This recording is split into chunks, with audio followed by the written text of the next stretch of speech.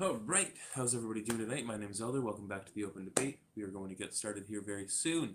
We're going to be talking about should Ukraine be able to defend themselves against the incoming situation that they are dealing with, and should people be able to defend themselves with firearms in their own countries? It's a question that I have for you. I'd like to know how you feel and what your thoughts are around these two situations. So let me know in the comments below. Request to join if you'd like to hop in and have your voice heard. Tell us what's going on inside your head. And yeah, that's what we're here to do for the evening. We're going to be going live for a little bit, getting your opinions on things that are happening around the world and hearing what you have to say about them. So make sure that you hit the co-host button, request to join, and pop into the chat. We will get the conversation going here very soon. I appreciate you all for coming in and being with us tonight. Yeah, with that being said, how do you feel? Do you believe that Ukraine should be able to defend themselves? And do you believe that Canadian citizens should own firearms? What are your thoughts around those two questions? And yeah, let us know what you're thinking in the comments below, as well as in the chat with your voice. If you'd like to help support the channel, you can always hit the PayPal, open the debate, and being here, voicing your opinion, that is help. That is much love. I love it all. I appreciate you all being here. It's very much support. And yeah, guys, let's get going with we're gonna start it here with two sides coming in for the conversation. Two sides. Thanks for joining us on the open debate. How you doing? Hey, what's up, everyone? How you guys doing? Pretty good. What are your thoughts around should around Ukraine defending themselves and Canadian citizens or citizens around the world being able to own firearms? Oh, I believe that everyone should be able to defend themselves against tyrannical government. Uh, that's just common sense for me.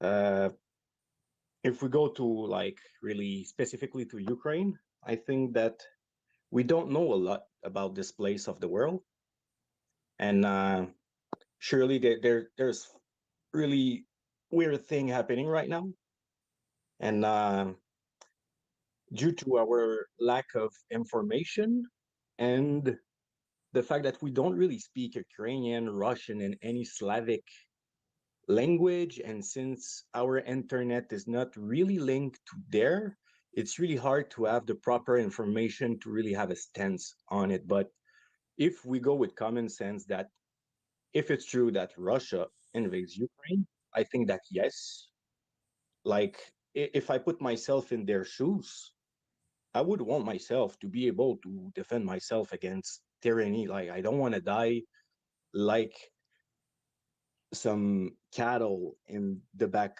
of a farm. I'm a human being. I value my life.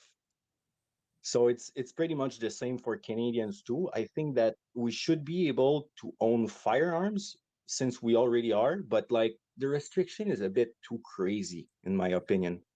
Like you can only own a gun if you're hunting in Canada. It's almost that. Like you can have a permit to own an AR-15 to go shoot at a range with it, but you cannot do anything else. You cannot go hunting with an AR-15, which, in my opinion, is really stupid. Just to be specific about it, AR-15 are not made to hunt with them. So that's basically my state on it, and I'm curious about your opinion on that. Yeah, I'm pretty much here to get everybody else's opinion. I'm not set in my ways. I'm interested to see where people stand, but I definitely agree that people should have the right to defend themselves. And it's interesting to me that so many individuals are so quick to say that when a certain group of people are under a state of tyranny or what they perceive as tyranny, that yes, 100% they should defend themselves, and yet the theoretical implications of that on any group of people isn't being taken into account when they live in, say, a cushioned lifestyle. So here in Canada, because things have been well for a while, the idea of a tyrannical government stepping in and taking over isn't high on people's minds. And so the question that I have and what I'm interested in learning here tonight is how people rationalize the idea of one group of people being able to defend themselves while restricting those rights from another. Yeah, I totally understand because it comes to a point near a double standard, if you want, because we cannot compare apples and oranges, but we have a saying in French that says, "Ce qui est bon pour Minou est bon pour Pitou." Ce qui est good for the cat is good for the dog. So basically, if the Ukrainians are able to defend themselves, but I am not, while the police is trampling me with their horse, I don't understand what is going on over here, you know? Yeah, and And it's a strange situation, especially because all of a sudden the media has latched onto one specific situation, and all of a sudden individuals are only supposed to talk about one thing, and if you do not put all of your energy into that, then there's something wrong with you apparently. And exactly, it's really there strange. are And many like issues. Yeah, there there has are been many issues conflict that have been in happening for a this very long region of the time. world for the past 8 years now. And like it started even before that, like 2013. And I've been following the conflict a lot since I watched the documentary Winter of Fire on Netflix, which speak about the revolution. And when you listen to the documentary and then you go read about it, there's a lot of thing that doesn't match up. And it frustrates me because I don't speak Ukrainian or Russian, so I don't understand. And when I do research, most of the stuff that you will find is on VK and stuff like that. And VK is not the best source, you know.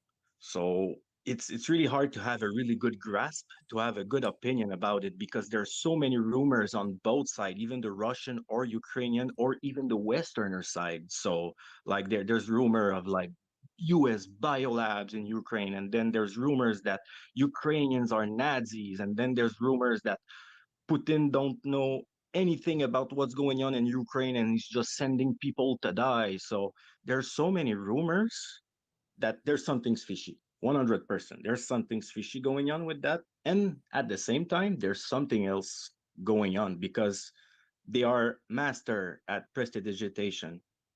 While they show you something, something else is going on in the back. I completely agree with that. I'm going to bring Zenka in here for the conversation with us. Hi Zenka, how you doing? guys, how are you? Good evening. I hope life finds you healthy and uh, and Same good. for you. Thank Thank you. you. Same for you. Hey, so I will introduce myself. I'm Dutch from the Netherlands, and in 2014, I guess, or even before, I don't remember exactly, we have a website in Netherlands. It's called Geen Stijl, and they actually initiated a referenda in Netherlands about Ukraine joining the EU. We were the only country to do this, and we actually voted against it with 80% of the population. And our Prime Minister Rutte didn't take the application of the Ukraine that was already at hand back then off the table, but he put in extra paper that said this is not about Ukraine joining the EU. But that whole 8 months that we had to prepare for the referendum, we got a lot of information from all kind of places. And well, the guy just said that there is a lot of rumors, but from what we know now, and you can find it everywhere, that a lot of these things are actually not rumors. So there is a group. It's called Azov, and in AP News, if you look around in AP News videos, you will find that Azov was a hooligan and other rogue group people that were going around in Donbass and also other cities and places. Um, Also, the um, biscuit that I've beaten the people. yeah, they were beating people and calling them what's called vatniki, like half Asian mongrels and all kind of stuff. It is all over the place. That's These people disgusting. got these people and also the militia, the national militia and the C-14 groups were incorporated in the National Guard into the Defense Department and so in the army of Ukraine. So this is true that there is Nazis there, um, and we all know about this. And so one of the second thing that happened there is, of course, in Donbass, Donetsk, and everywhere, people were cut off of their pensions, they were cut off of their water, their food supply, electricity for a long time. And something that isn't talked about a lot, but that we heard about back then, and you can look up right now also, is the religious aspect. Because in those Russian oriented regions, they also had Russian oriented Orthodox churches. And actually, Poroshenko back then, he actually confiscated hundreds of millions of dollars worth of their assets. Damn. And then they actually voted for Zelensky, and Zelensky was supposed to be giving the freedom of religion back to these people and sort this whole mess out. And he never did. He never got to it. This is also where Trump had problems with that country, and also, of course, Obama.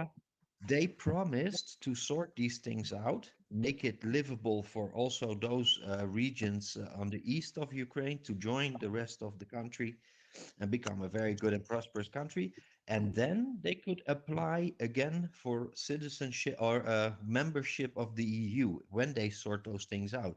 So it's been 8 years that people still didn't get their pensions, their assets were confiscated still. And for Russia, that was where the last drop hit the bucket and they decided to do something. Now, Yeah, in the people meanwhile, were our part, crying for him to basically, like the media says, invade the Crimea region and the Donbass region, right? for Like those the people, people it were was a peace asking mission. Putin to liberate them because it was shitty for them. Yes, of course. Yes, they were having a terrible life. Their pensions, electricity, water, everything was cut off. These people were living subhuman standards. So And basically, if we see videos of people saying that they are with Putin, these are not trolls. There can be, but these are not trolls. There is well, they're serious people informed. about it. They are informed, yeah. Look, we all don't like it when citizens get hurt. We all don't like it when we see people crying and sirens going off and big bombs and everything. But on the other hand, if you would ask me where should this end, how should this come to a conclusion, I would only be able to say we need to work together with Russia. This was the only way we defeated ISIS. Remember, we worked together with them. Yep. We worked together with them through Oh, it's Turkey, through since Kurdistan. 1991, I think that Russia is not the enemy anymore. Yes, they have their issue with their president because it's not normal that in a quote unquote democratic country you have a president for 20 years plus. It's not Oh, but normal. we have It's that not in normal Netherlands now because also.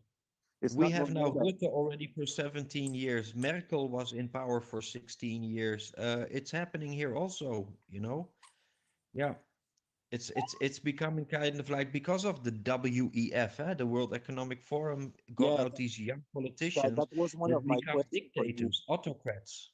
Yeah. What do you feel about it? Like being in the Netherlands and being like in the center of the World Economic Forum and seeing the veil being lifted. Well, it's worse than that. We know a lot of things happening. We had a murder of a couple of Iranians here in the Netherlands, and then the ball got rolling, and we actually found out that we have like what we call safe houses in Netherlands, where we have all kind of political groups, even if they've been terrorists before, that are like sleeping cells and waiting to um, after a coup would happen in the country to fill the places of the politicians. Do you understand what I'm saying? So we Yeah, have future imagine for politicians terrorists. sitting here Yeah. waiting for a coup in their country to happen, and then they'll ship them there and they'll take over. So we had them also for Iran, and Iran came and killed them in my country. So my country is actually a much more dangerous place than you would even, in Yeah. first place say. You think Netherlands is so free. We used to be a country where all the artists, the poets, the philosophers would go to because they think Netherlands is a totally free country with a very open-minded mindset. But we are becoming, I don't know, some kind of cache or some kind of um, And sadly, such it's a big, global. It's yeah, global. It's yes. everywhere. Like even in Canada, if you would ask us 2 years ago if we were a free country, everyone would say yes. instantly. But right now in 2022, at this date, 1st of March, as Canadian, contrary to the mainstream media, I'm pretty sure that most of Canadian will tell you that they are afraid. They Yeah, are I'm afraid. sure. I'm sure they would. Yeah. We have in our government people just lying straight into your faces and not caring about it anymore. And they will Exactly. tell you in the talk programs that you can watch in the evening on TV, they'll just tell you in your face, we don't care. Yeah, This is just politics, like we lie. that girl from the United States said about voting. She was laughing at people, and Yeah. she said people got what they asked for. No, sorry, we know that there was fraud in the election, and people Of- asked for another president, and you you totally stole an election, and you laugh at people's face. It's clear now that all government around the world want their people to go violent to install law and order at their Hey, manners. and this is the danger is that they don't give you almost another alternative than to turn Nope, violent. And you exactly. know what the funny thing is? That if you're open-minded and you set yourself a little bit transcend these things, you see, police is violence. It works because of violence. Police works because of violence. The tax collectors work. It works because of violence. Um, we have what you call it, the public stewards right now that will come to you when you drop a little paper on the floor. They will become violent with you. If you don't pay your train ticket, they'll become violent with you. So violence works, and that is a very bad lesson. As a Zen karate coach, the first thing I would teach anybody is to walk away from violence. You understand? Exactly. My sensei teach me the same thing. The best way to win a conflict is to never engage it. To never engage in it, but they are forcing you into it. You understand? Yeah, exactly. Because what I do in life is that I'm a quality analyst. I test video games. So basically, it's been 2 years I'm working from home, and I live in Quebec, Canada. So if you don't know, I'm one of the worst place in the world with the restriction after Australia. Yeah. And Yeah. basically, I never stopped working. I I never stopped seeing my friend. I never got COVID, I think, because I just got the flu Okay. Yeah. and I'm not vaccinated. So basically, I kept the economy rolling and everything. Yeah. But right now, I cannot go anywhere except like corner store and groceries. My Wow. money is not good anywhere, but I am one of No. the guy who kept the economies rolling. Yeah. Yeah. Exactly. So I cannot claim that for myself, but I can tell you that all the people in the Netherlands, um, the businesses that died off are actually the most important businesses, the cultural businesses like Yeah, theaters, museums, tattoo artists, all kind of artists, dancing schools, all of those things that make us more than just consuming that uh, keeps you happy. That people keeps you away has from been depression. attacked. Yeah. So we never got saved. So that says a lot about countries like also Canada. You think, well, we have an idea of Canada is a wonderful big country with a lot of culture and, well, very friendly. That is the vision we have. But also of Australia, we think like hang out on the beach. If you think about the beach as surfing and Cowabunga and all these things, that is Australia. But when you hear how strict they've gotten and how terrible people were treated in the streets, they were shot at and stuff. Did you get shot at in Canada, by the way? No, we didn't get shot with guns, with bullets, but people have been shot with like tear gas canisters and everything for multiple times. And like Just it's not because you new. In want your. we had Yeah. a small revolution a couple years Mm. ago in Quebec about like uh, some money history with schools and everything. And a Yes, girl yes. got shot in the face, like really bad, like really, really, Yeah, really yeah. bad. I remember that. I remember that. But you had now also a very wonderful truck. Was it that was with you, right? The trucks, protest with the trucks, Yep. right? You mean the police or the guys with us? And I can tell you one thing, they took people's cryptocurrency wallets and closed them. That is actually a civil war act. That is Yep. actually an act against your own people that you should not be allowed to do, because protesting and the means to protest is the biggest freedom you have. And you In my cannot And opinion, now, protest without the means. and now we have the same politicians that spoke up against the trucker convoys out there in the streets actively protesting in support of Ukraine. Not yeah, that I Yeah, like don't I think said they should be earlier, it's there. I'm always just double saying, standard to make people violent. It's always yeah, that. They just doing that yeah. to make people violent. They It's the only poke reason. you, poke you, and they keep on poking, you know? It's And I terrible. think that the more peaceful we stay and the more love and compassion we give, the more frustrated they will get. And at some point, they will go violent Oh, more yeah, than they absolutely. already did. Because I'm already surprised that after that Mother Clan Mohawk has been trampled by horse, people haven't gone mad. I'm really surprised. I'm so proud to be Canadian right now. I'm Yeah. So, so so, fucking proud. so, It's so let crazy. me make a premise about something that I don't hear a lot about, but something that, the bucket was already full for Ukraine. We agree about that with the Nazis and the honeypots and all kind of weird stuff that was happening there. The Burismas, the Bidens, the gas companies, all those crazy things. The What human I trafficking. what I think was the last drip to have the bucket flow over was actually cryptocurrency mining, because in November last year, China forbid the mining. Yep, So the containers with millions of mining rigs actually moved to Kazakhstan, because Kazakhstan was the new heaven, right? yep, Very cheap storage place and very cheap electricity and everything, yep. and low They taxes. created power plant for that.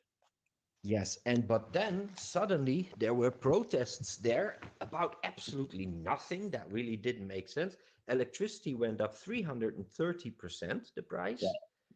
Rent went up, fuel was hardly available, and they taxed any cryptocurrency over 40 or 50%. So Plus, the they packed government up, give themselves a raise. yes, and they It's packed up the crazy. containers with the mining equipment, and they actually wanted to move it to Ukraine. So they were on the move with tons of these mining rigs in containers. And then Putin got into a war with his central bank. You can look it up. The 6th of January, Putin actually won from his central banks. The central banks didn't want the mining and the cryptocurrency, but Putin said, I cannot I cannot afford to not earn 250 billion a year of the cryptocurrency, so I'm going to allow it, okay? So now you see suddenly Ukraine is also allowing cryptocurrency a couple of days ago. So Putin decided, I'm going to close the border, the entrance to Ukraine for these containers. So they can't come in, and they are allowed to set up their mining rigs here in Russia. All right. So they're now also allowing, for instance, helium hotspots in Russia. It's becoming a big deal. And I think that this is a little part of the whole war, and the whole trigger of the war that we are not really looking at the It makes a lot cryptocurrency, of because sense because at the same time, we know that this conflict right now is to destroy the economy, to implement a cryptocurrencies that will be global and by controlled central by banks. the World Economic Look Forum. what happened to cryptocurrencies. It got three hits of 15% just before that. What happened now with Ukraine? It got hit three times because of Biden. Biden did some things. I don't remember exactly what happened, but there were, in first place, there were in the Congress, there was a meeting where the feds were against the cryptocurrencies, but they had to accept it, and they have to deal and make, as you say, a central bank currency with regulation. Well, that actually pulled down Bitcoin 20%. After I that, have the something name else later. happened in Kazakhstan, it went down 20%. Another country forbid it, it went down another 15%. And then this happens. I think that Putin and the rest of the central banks, at least all the central banks of Russia and the central banks of America and other places, are actually working together. You know, if you see a war today that is being fought out in the street, it's absolutely unnecessary. Do you think that it makes any sense what they are doing right now? Not at all. Not Not at all. at You all. and I and anybody that I always talk about here on TikTok or anybody in my friends, family, anybody, I ask them, does it make any sense to you, this? It doesn't. There's Now no sense to it it. should have happened like at the beginning of COVID or everything if it would have happened for real. Like, and even like in 2015 where the tension were at the highest, when like I don't know how many missile were shooting every day. It was insane. It was insane. Yeah, do you remember actually what was the first bad event that happened Over there between, yeah, do you remember in Ukraine?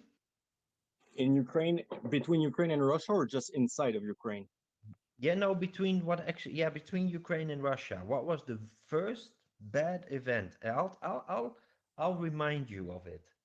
In Uh, Odessa, do you remember that Russian oriented people burned 39 people alive in a building? 39 Russian, no, sorry, Ukrainian neo-Nazis, um, supernaturalists, burned 39 people, Russian oriented people alive in the building in Odessa. Do you remember that?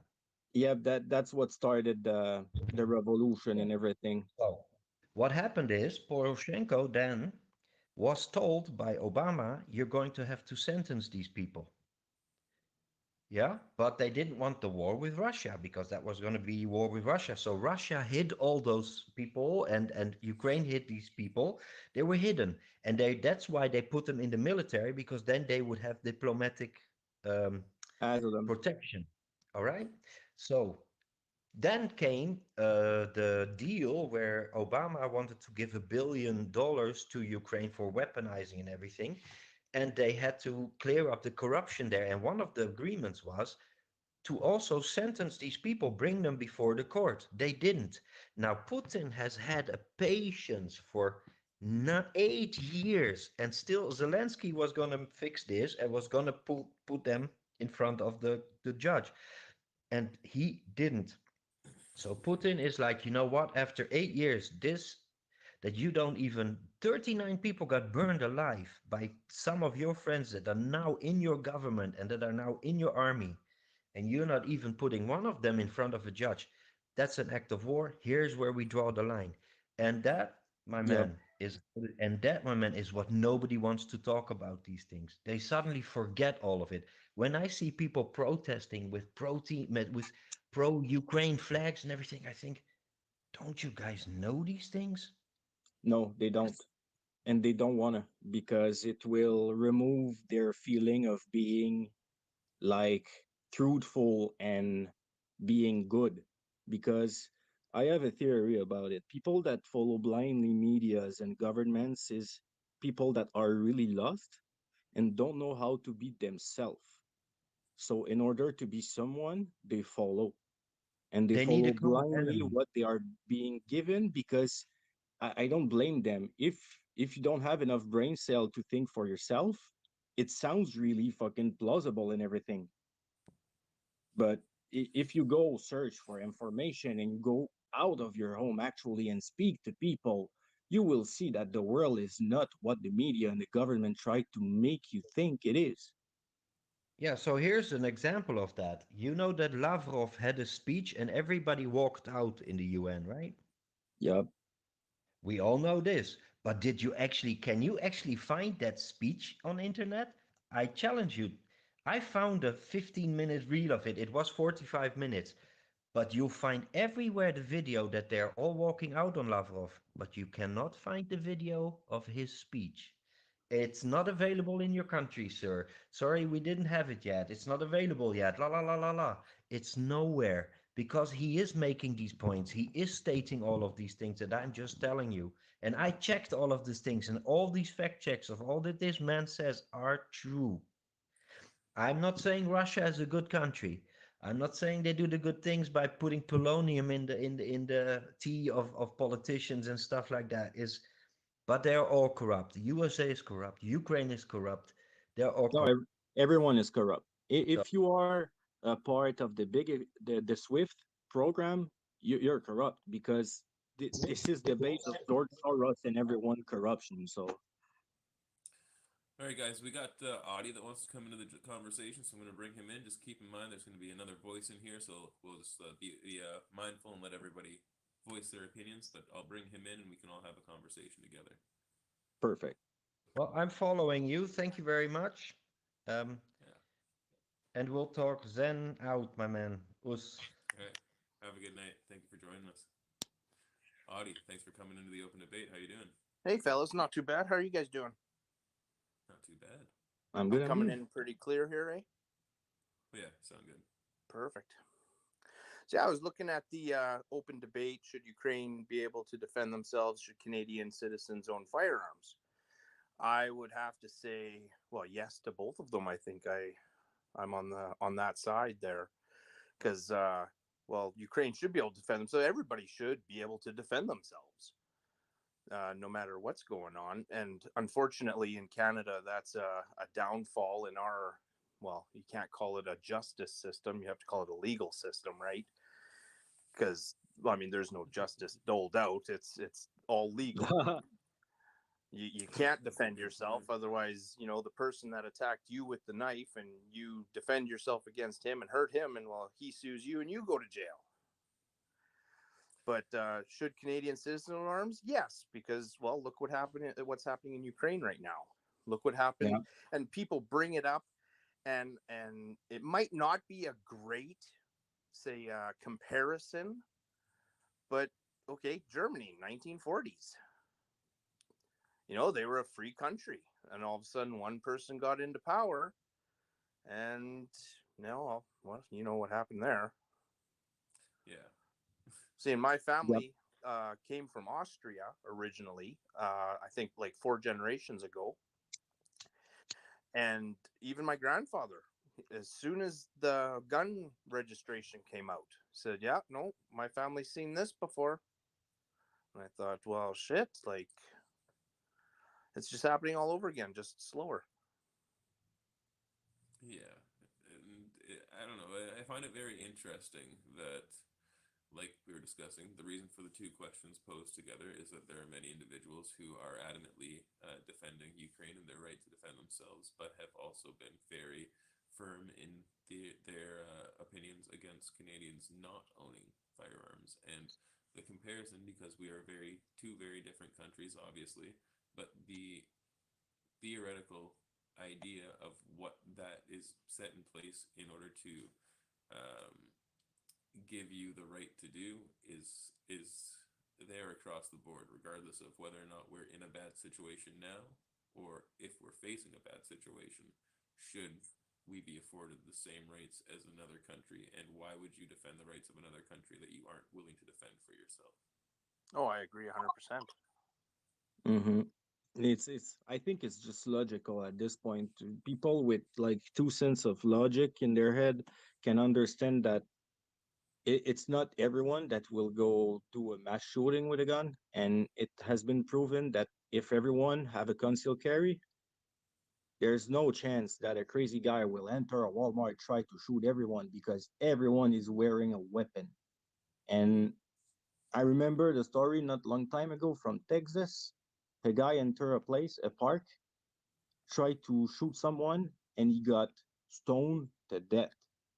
The people didn't shoot a single bullet at him. They stoned him to death because he It's tried to crazy. do a mass shooting in a park. So Yeah, geez, Texas way, you know, I you didn't just hear gotta that one. educate people. It's not toys. Guns are dangerous. They are made to defend yourself or to get yourself some food. And Yes. defending yourself is not like your neighbor saying that you're a cunt. No, you're an adult. You're smart. You can speak your way out. We're Canadians. We're doing it all the time. And the gun is when your tyrannical government tries to come after you because you don't want to get a vaccine. You know, Yeah. I'm gonna go straight to the point.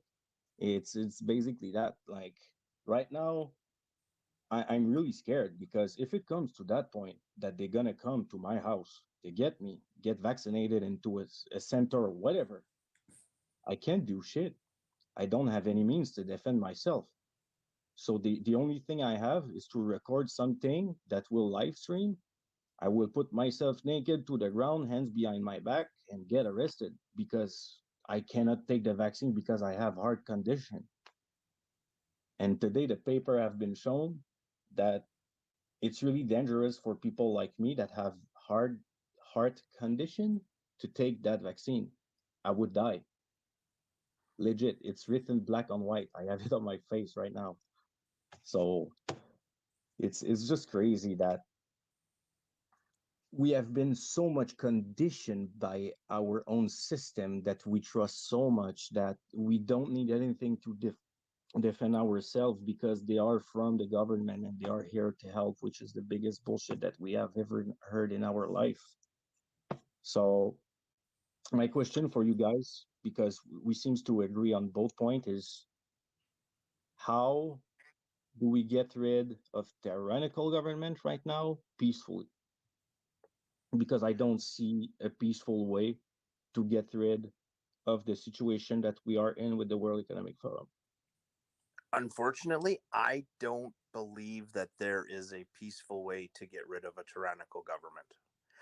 I would love if there was, but I myself don't see a way to peacefully do it. You can't go up to a tyrannical government and say, "Can you please, you know, resign, and can you please vacate the building and let, you know, good people in there, please?"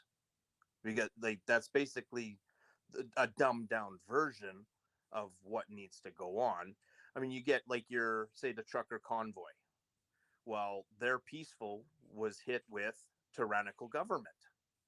Mm-hmm. People run over by horses, people shot with pepper bullets. Like I'm all And about yeah, have the what makes peaceful me way. cringe is that the police chief seems the first one, the first guy, The he, first out of three. the Pete, the Pete guy. He didn't seem to hate the protester and everything. He was just tired of the situation. He was tired to be in the middle of it between the government and the trucker. And I was there for the first 2 weekends, and every police officer that I've seen, the OPP or the Parliament police, they were so much with us. Like I don't want to put them in shit, but I smoke weed with one of them, and the guy was legit having tears in his eyes, saying to me that he was on our side and he knew that the media would lie and everything. And the guy is hiding his face because the guy was scared. He was scared to being recognized after that. Well, see, and So say it's police like that that have to stand up and stop, say they did. They did. the other ones. Like, well, even if it comes to physically stopping them, turning their back, standing with the say with the we'll call it the right side, But because I guess it depends right the and wrong. police It that depends were on at the which side of the fence riots, you're on. it's a thing that we gotta understand. They were not the same. No, There are I different understand. people that have enlisted themselves. They are voluntarily doing that. And we Yes. had an example with the lead chat that we have from the I'm gonna retain my words, from the kind people, in the police that were saying, "Hey, keep some manifestant for me. I want to beat some. Hey, Mm-hmm. nice one, Paul. Good job." This is disgusting. They have Yes. sworn oath to protect the people and the constitution of this country, and I take it really seriously because I was a Royal Canadian Army cadet for like 7 years, and we took an oath for that too.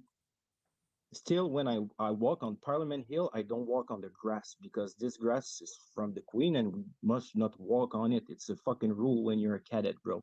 So I took it very seriously, and seeing those assholes fucking spitting on our country like that, bashing our vets that fought Mm-hmm. fucking useless war for us so we can be free, so we don't live that what we live right now, it's disgusting.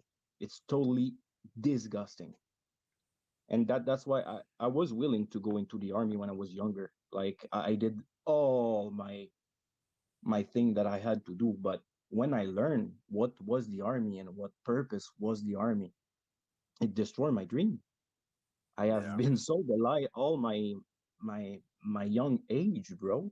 And then they destroy it by like showing me the truth that yeah, basically the Canadian army just pick up the pieces when all the big army are left, and they try to reconciliate all the tribes and everything, and they get destroyed and killed for no reason, you know? It's See, and that's disgusting. terrible because Canada's army used to be a feared army in the world. When other, say, the Germans, the Russians heard that the Canadians were coming over the hill, they turned and went away. And Yep. to make it to see how it is now, yeah, no, I have to agree. Like it's very demoralizing, really. And I think it's Yeah. the whole purpose right now to just show us one shot how much lie we have been told since the beginning. Like we knew. Oh, there's a new guy. I just I'm gonna set up. I brought Dusty into the chat to talk with us. How's it going, guys? Good, are you doing? Going Oh, well, not and too you, bad. Dusty. Oh, not too bad at all. Little concerned for the state of the world, like you said. Our country isn't doing so shit hot right now, and things overseas are on fire. But but yeah, I wanted to to go back to the how do you remove a tyrannical government? The only way to remove a tyrannical government is with force, because the term tyrannical government means that they are willing to hold power at all costs. They will use force against you, and they will not go quietly into the night. Uh, 100%. yeah, and I don't agree with overthrowing a government, but in the cases of tyrannical governments, sometimes you've got to do whatever is necessary for the betterment of the society. But in our case, like the system that we have is so big and is so complicated and is so infiltrated to the core. Like it's not only government, it's companies too. It's investment company, it's banks and everything. Like it's our whole society at this point. Yeah.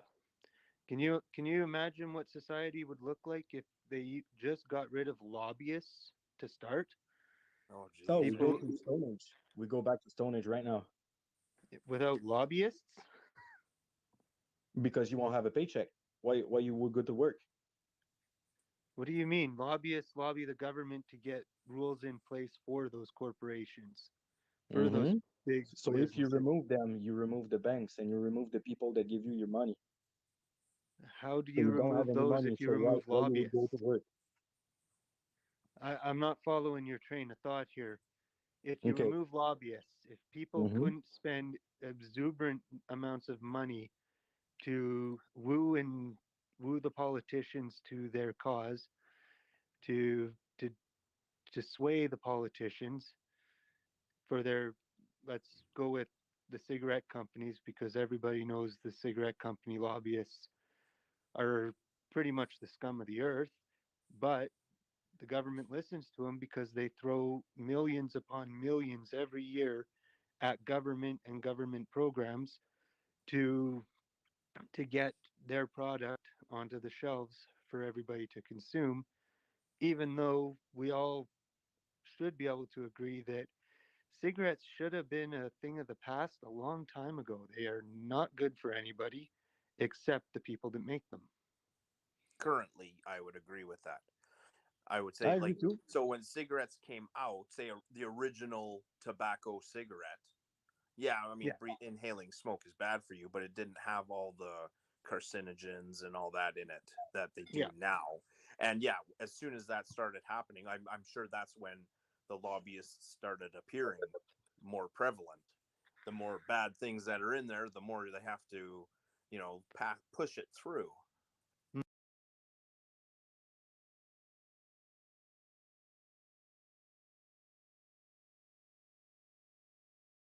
It starts really early, really early in the like it's the core of the country. Like mining companies right now, they can operate in the far north without paying any taxes. It's yeah. crazy. And like Well, they look at they get out a lot of money off the ground every day. It's crazy. I've worked in some of them as a cook, and it's disgusting. It's disgusting. Same for the oil. Like it Going makes our economy and it's good, but it's disgusting how it's done. Yeah.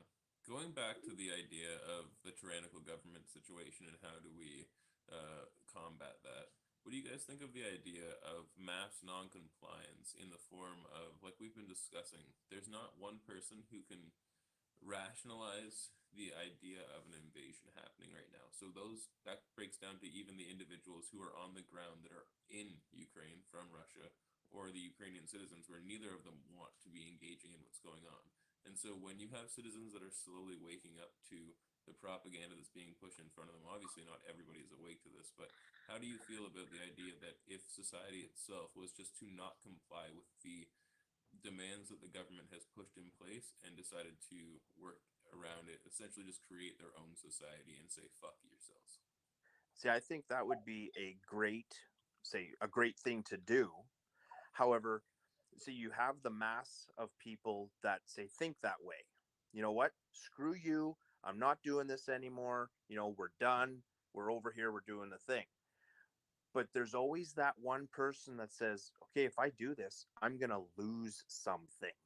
And that's the person that is dangerous to that thought. Because Mhm. right now, people are so comfortable in the way that they live, they don't want to lose anything. They don't even want to lose anything for a greater, better tomorrow. They don't want to lose anything now to gain more later because it's So just to those people, I they will can't guarantee comprehend that. them a transfer of their life. I'm sorry, say that again. For those people that are really afraid to lose everything, I will guarantee them a transfer of their life. They won't lose any fucking thing. They will gain more freedom and everything. They will actually get better. But yes, Yeah. and that yes, it would get better. But in their head, they're losing their bank account. They're losing The, possibly their property to the government. They're losing Mhm. like their possessions to the government in order to make that big change. And I think the majority of the people now, they are afraid of that. In order to get that bigger, better tomorrow, they don't want to lose that thing today. Yeah, yeah, it's pretty logic. yeah. To get mass non-compliance, it has to be almost everybody or nobody these days. Yeah, because there's still Including gonna be that corporations. 20% of the Yeah, masses. like if we if the Canadian people, just as an example, decided that next month none of us are paying taxes. We're not going to pay a single dime in taxes because of what the government has done for the last 2 years and more. But for the last 2 years, for sure, we all just said no. We're not paying a single cent in taxes. Is the government going to come after people? Absolutely. Can the government come after all of us before they go broke? Not a chance. Well, see, who And they that's, will come after is the corporation that you yeah, work for that collect the taxes, and they're more worried about that than they're worried about you working for them, right? yep. So it's But the Which goes back, corporations that really which have which to do that. which but goes in back to violence and the implementation of how the government uses that in order to coerce you into complying.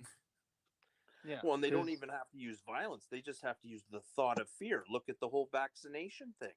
Well, you can't do this, that, and the other thing if you're not vaccinated. You can't go watch your daughter play soccer unless you're vaccinated. Well, then people get vaccinated because that's what they want to do. They're just doing it through fear. It's not even a violent thing. It's psychological violence at this point because Yes. I cannot imagine how it can hurt to a parent to remove the rights to see your kid grow.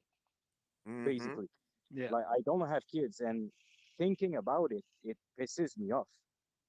I don't well, imagine the parents that live it. I'm sure we've all seen that TikTok last year where Buddy was listing all these things of an abusive spouse, going on and on and on, and then at the end he goes, "But it's okay when our government does this," and Yeah, Yeah, it's like, that's still floating right, around. Yeah. right, and it's like, yeah, like why are we okay with the government doing this, but if it was like our best friend's better half, doing it Well, to you'd them, step in. we'd Yeah. we'd kick the ever living crap out of them.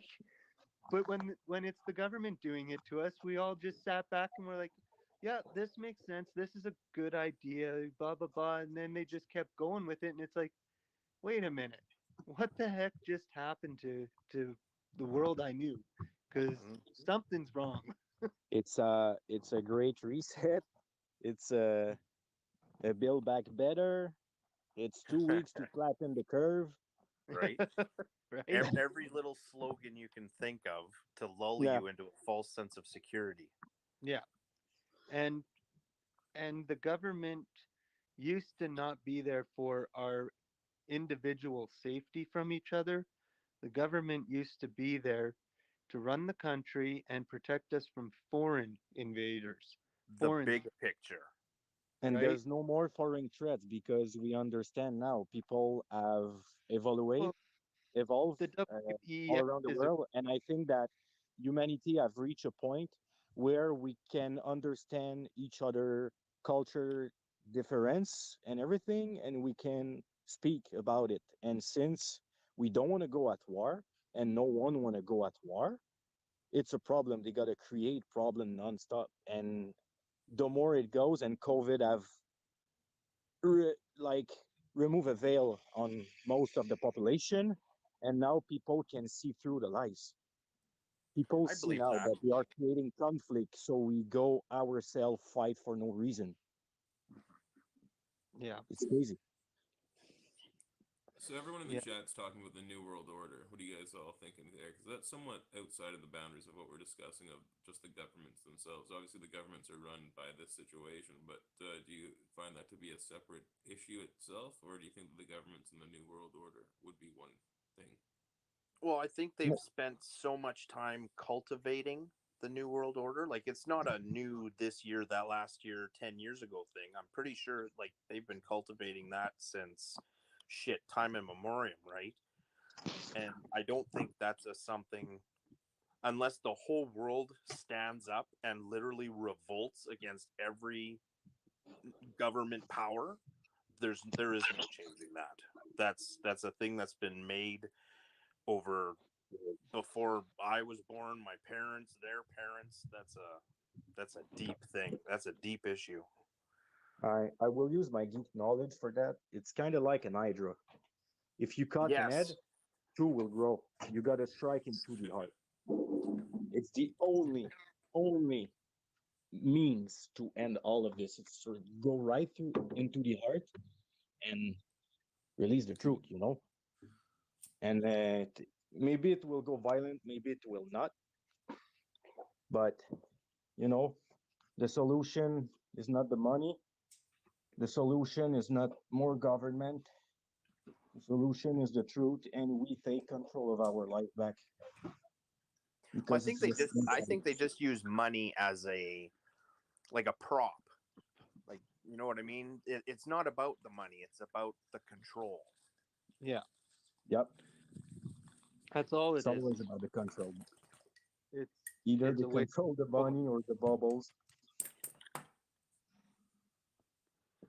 if you have So my no money, you not participate in society.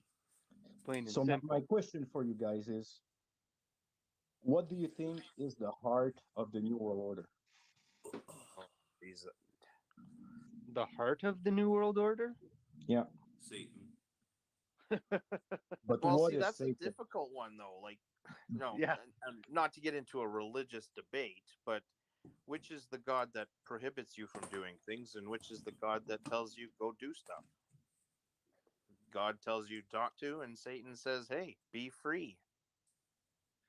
yeah. I'm not a Satanist, and I'm not a Christian either.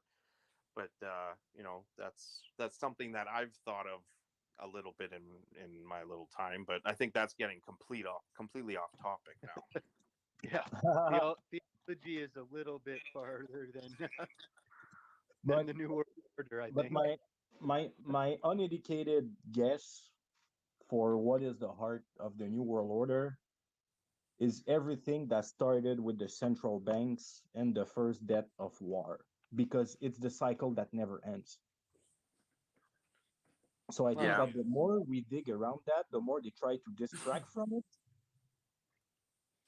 and the Well, more have you ever we noticed that something will happen, something bad will happen, where it's like, holy shit, like what's that guy? What are those government people doing over there? And then all of a sudden, there's a war somewhere.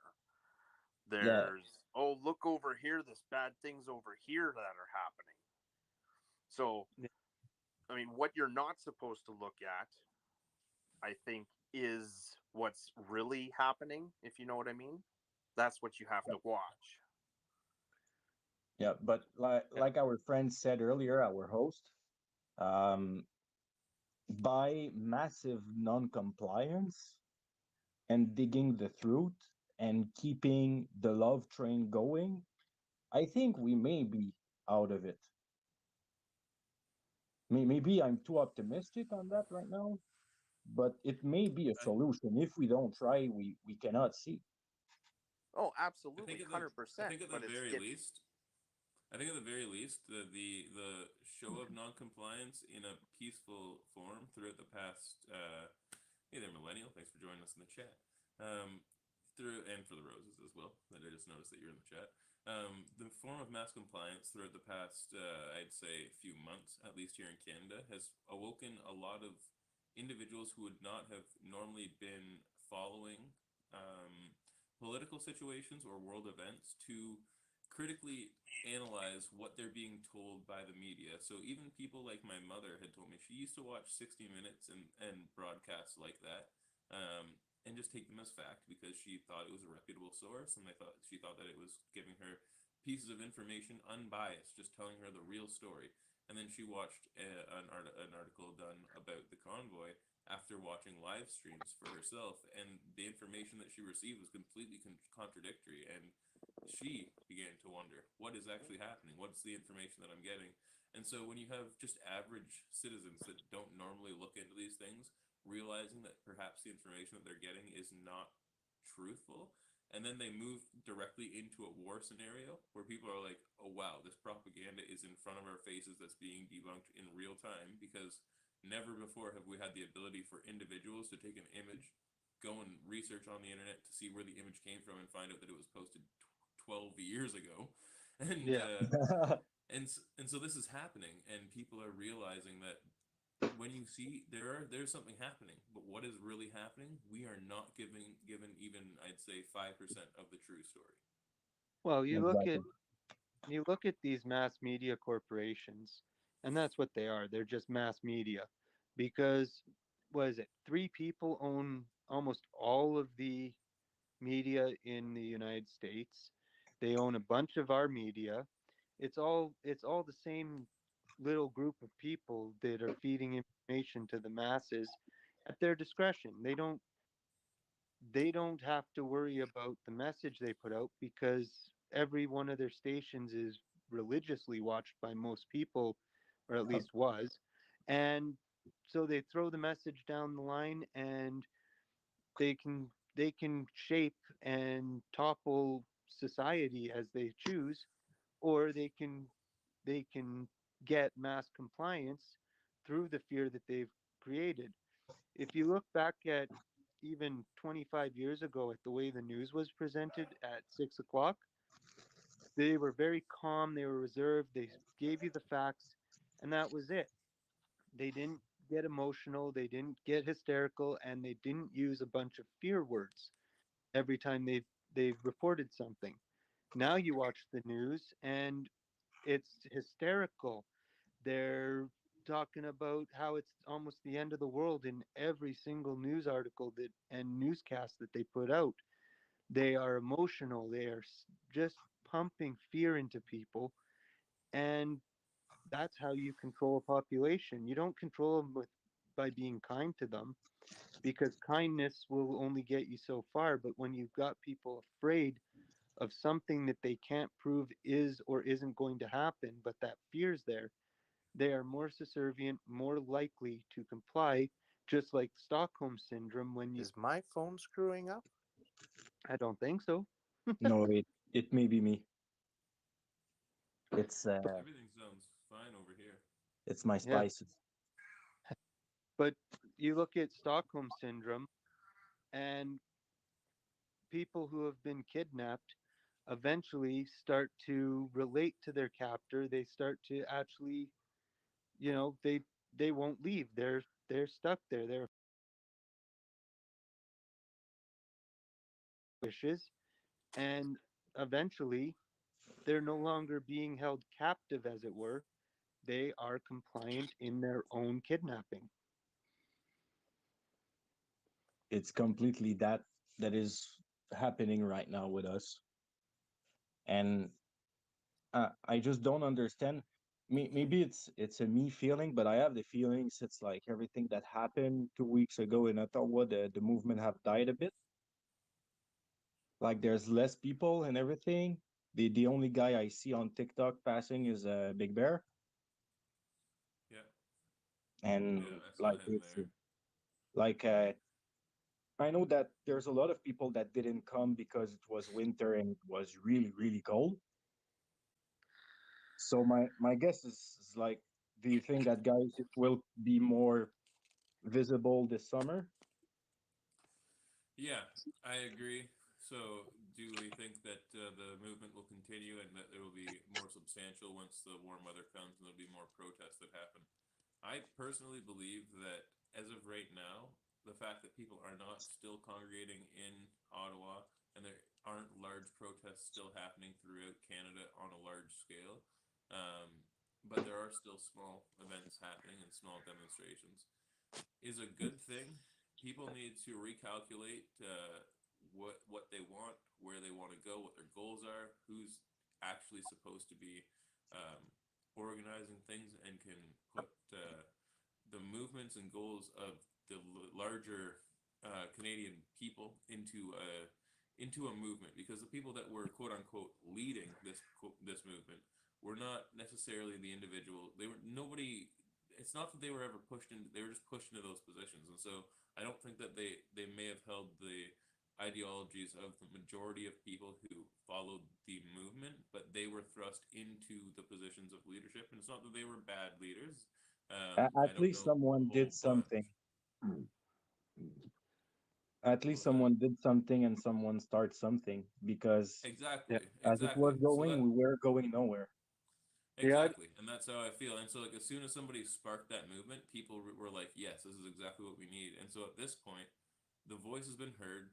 There is attention on that realm of things, and so people need to calculate where they want the next move to be and how they're going to do that properly in order to make an impact, an actual impact, and not just on maybe Canadian economy, because that's not what we want. Obviously, that's not what anybody wanted. It was just something that made an impact and got their voices heard.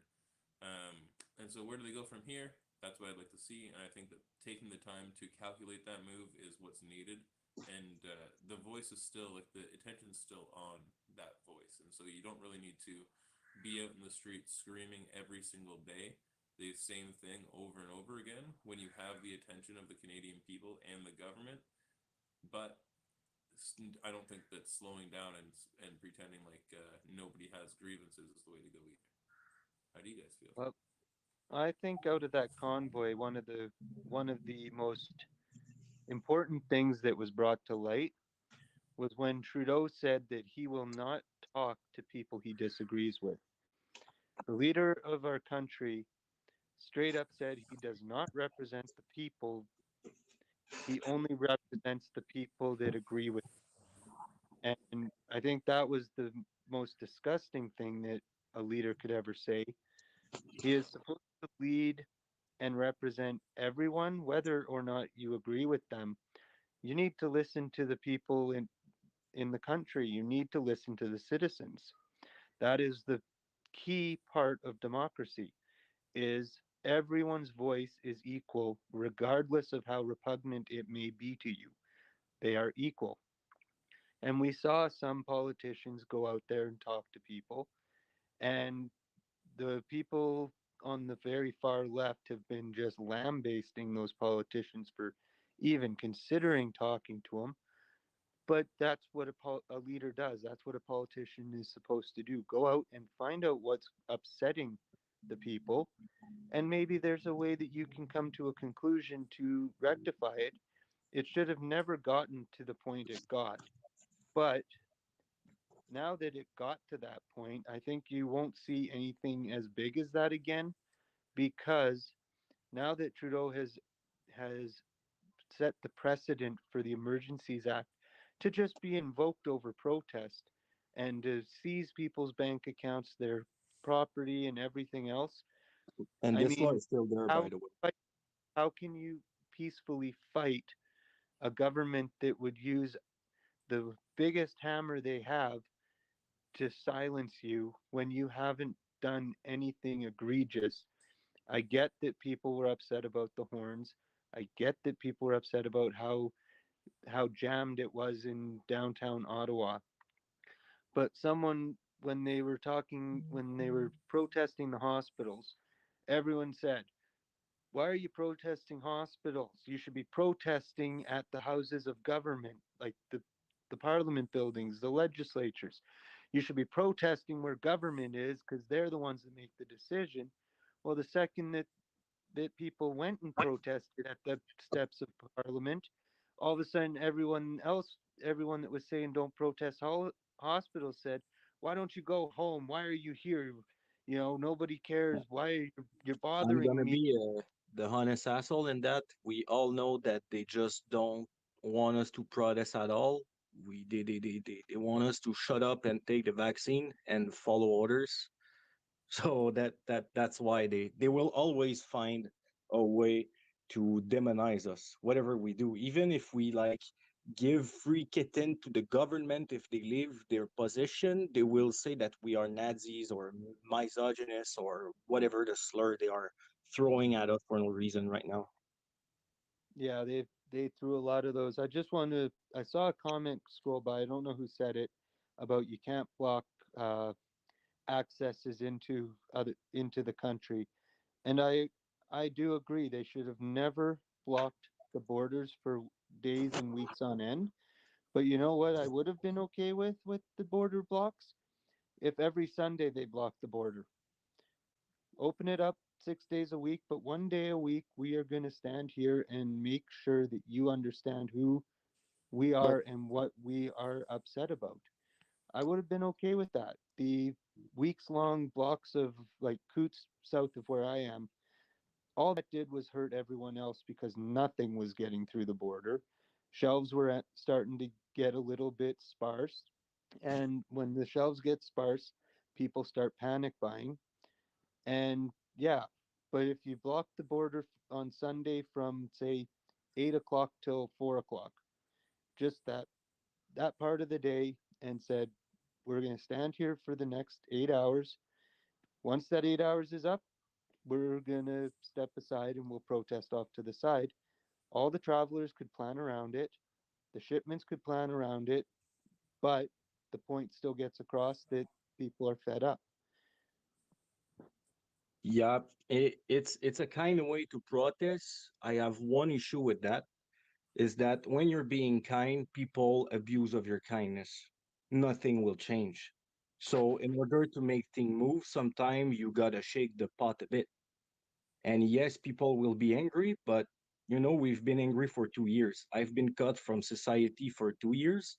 My own Yep. family has been laughing at me when going to restaurant and everything, don't understanding how hurt they had made me by doing shits like that.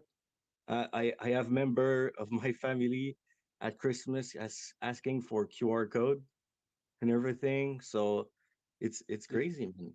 your It's crazy. family So I have been was frustrated for 2 years and I'm still really peaceful and I give love to everyone.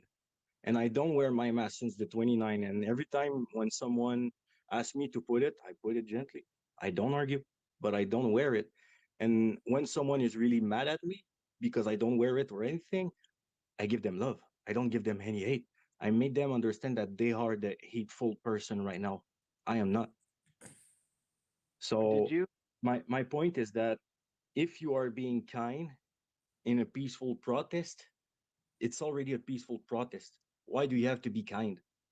You are there to disrupt things, to make your point heard.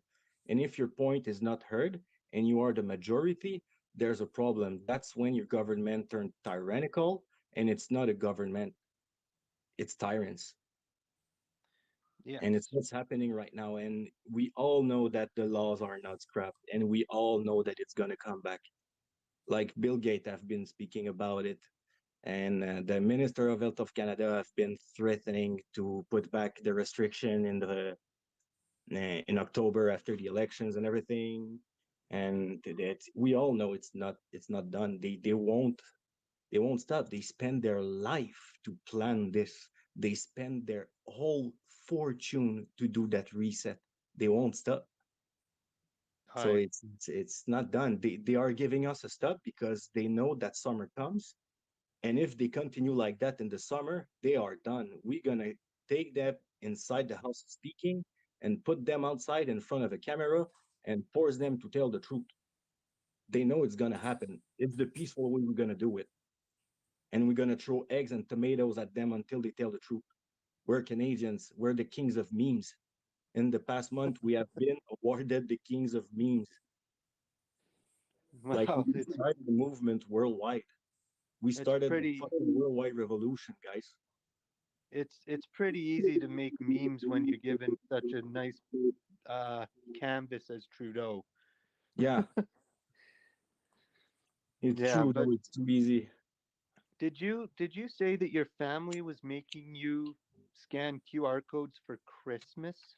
Yeah, one part of my family. Because in Quebec, Wow. I don't know if you heard about it. They canceled Christmas and New Year this year. We weren't No, allowed to gather and everything. I knew Quebec was like overly strict compared to every other province, Like but I didn't right know after how Boxing strict. Day. Right after Boxing Day, they announces that no New Year, no family gathering and everything. And for Christmas, they ask people to gather with maximum 10 people and ask people to show their QR code. So my Jeez. father's side of the family, they asked me for a QR code.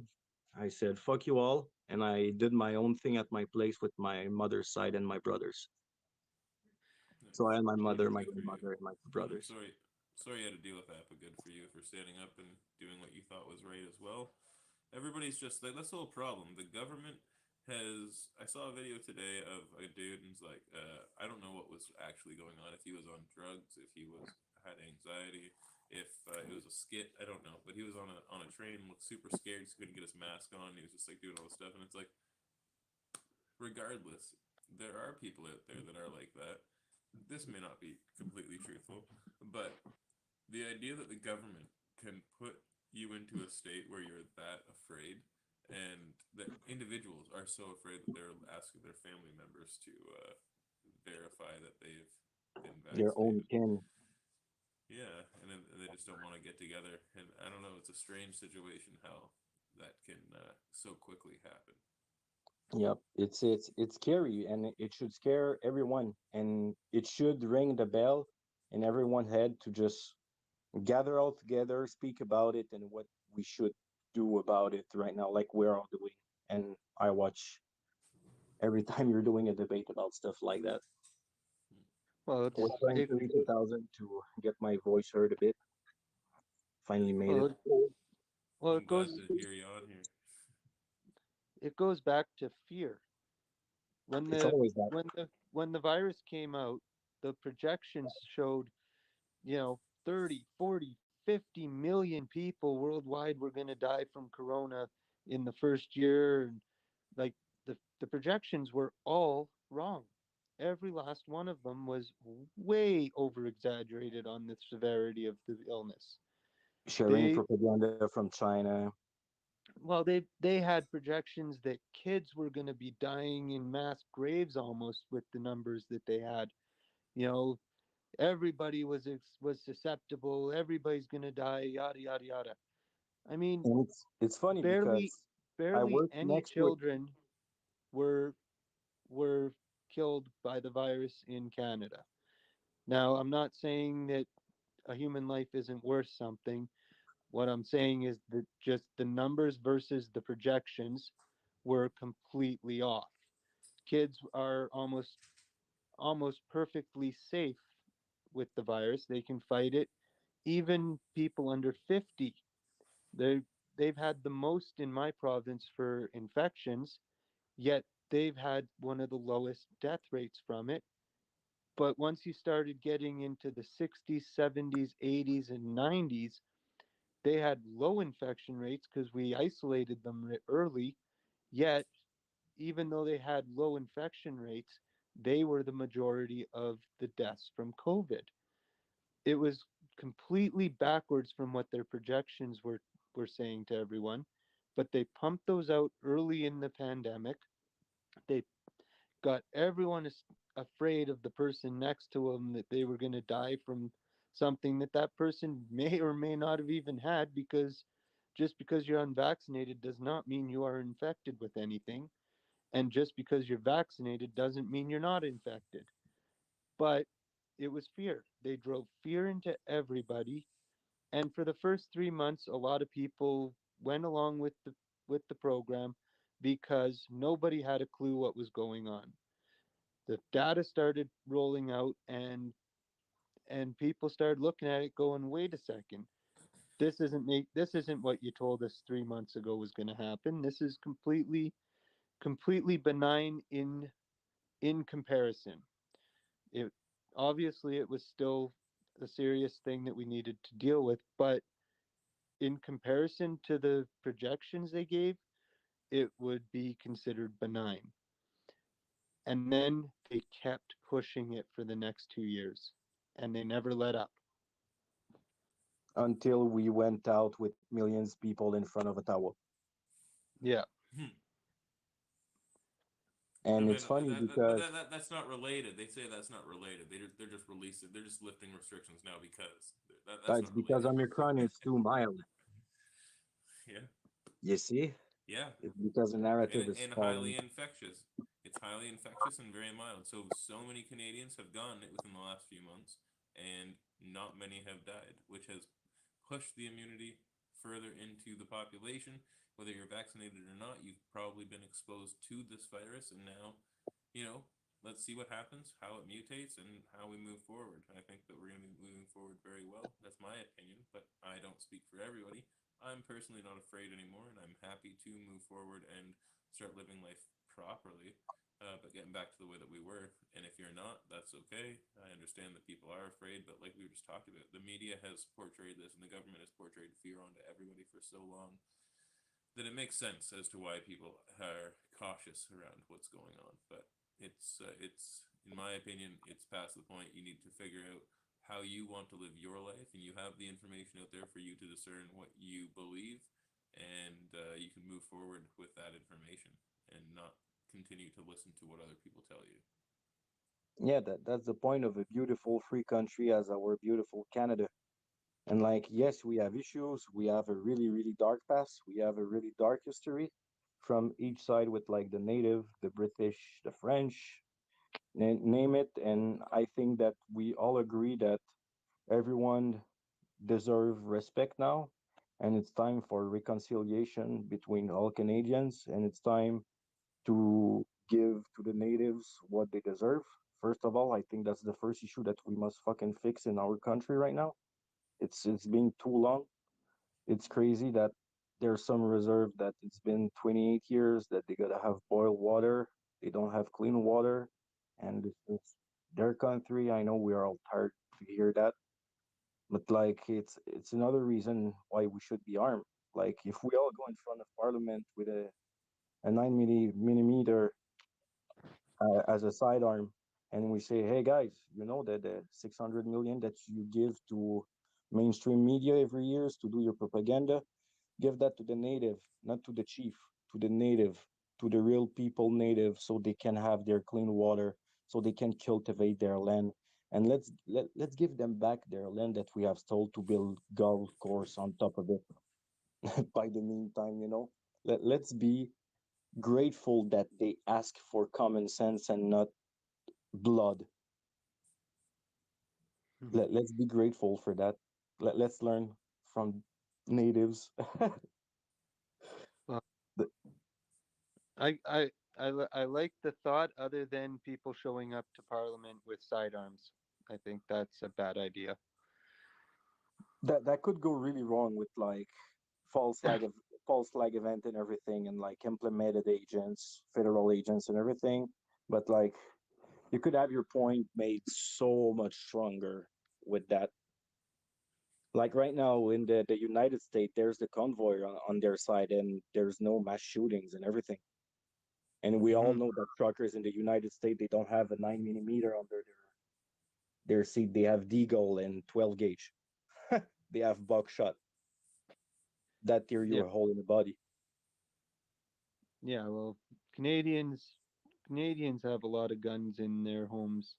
It's actually surprising how many Canadians actually own guns, Yeah, and I don't there's some, but think it's so much less than the United States.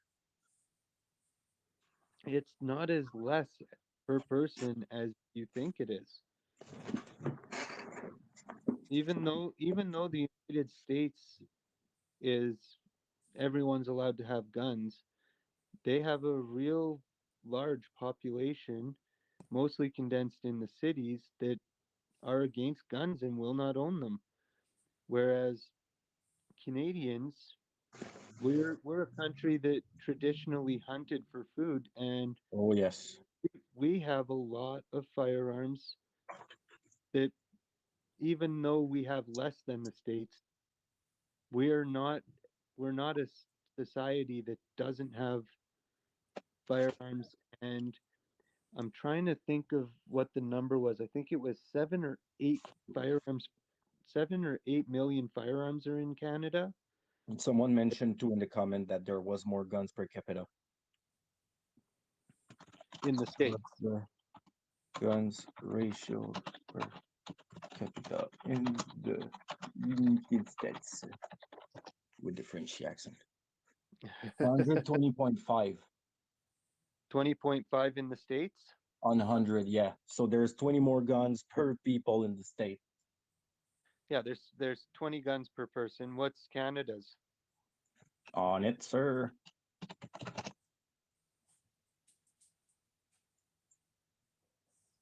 34.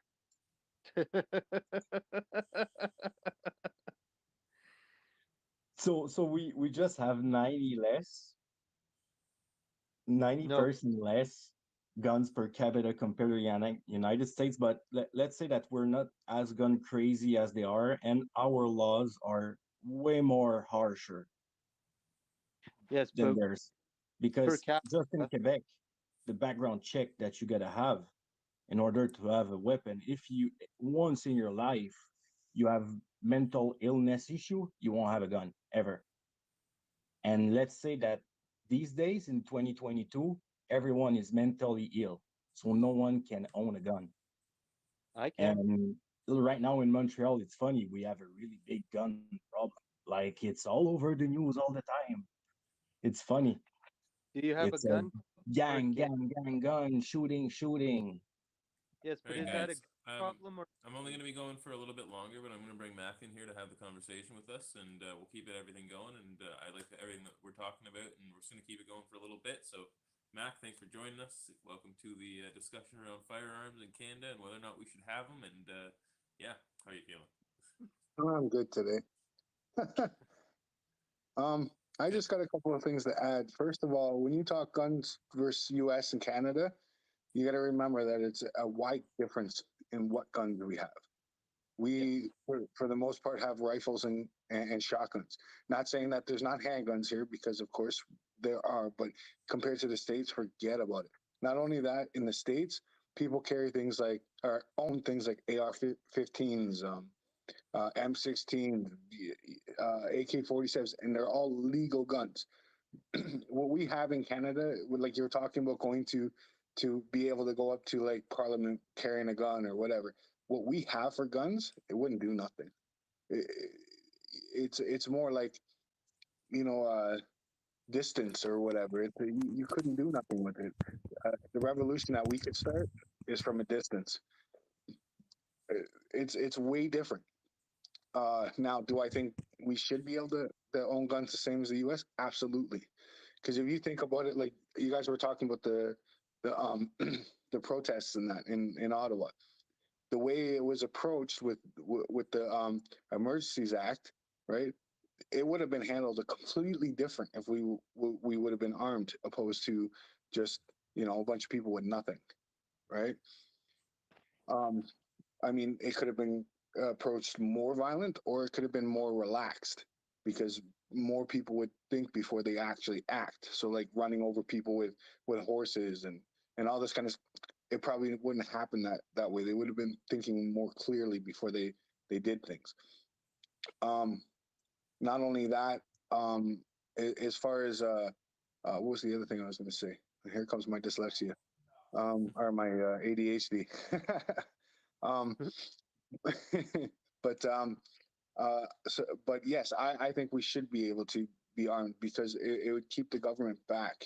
Oh, that's another thing. The reason why does anybody know why Justin Trudeau acted so harshly towards the protests? Why he did the Emergency Act? It had nothing to do with anything except for the fact that you got to remember, people are looking down on these protests, and they're seeing thousands and thousands of people standing shoulder to shoulder, no mask, no nothing, nobody's getting sick. That's why he had to end it fast, because the And world's then the looking at him. narrative Well, what switched the fuck? because the rumor spreads. Exactly, right? So that's why he approached it the way he approached it. He had to end it, and end it quick, and that's that's why he did it. Not only that, as far as blocking the borders, I 100% agree with it. And the reason why I do is because for 2 years, we've been having little protests here and there, even medium protests. And what was done? Absolutely nothing. We had to do something harsh in order to make things be heard, because they weren't listening to us. The problem with having these protests that start and stop, is they just look at it and they go, it's only for 8 hours. It's only for this amount of time. They don't care. By putting on pressure and leaving the pressure on, then they start going, oh, fuck, what do we do? That was the And all point the of it. whole reason too for the Emergency Act is because GM was losing a ton of fucking money. Mm-hmm. Yeah. And then, as we spoke, the lobbyists put pressure on him. The guy Mhm. is a puppet. We all know that prime minister and minister and speaker are all puppet plays by the hand of someone else. So Mhm. basically, someone told him, "Hey, buddy, you want to keep your place? You want to keep your place? You got to do something. Think, Papa. Mhm. Think what Papa done in the 80s." Yeah, absolutely. Yeah. All right. Sorry, go ahead.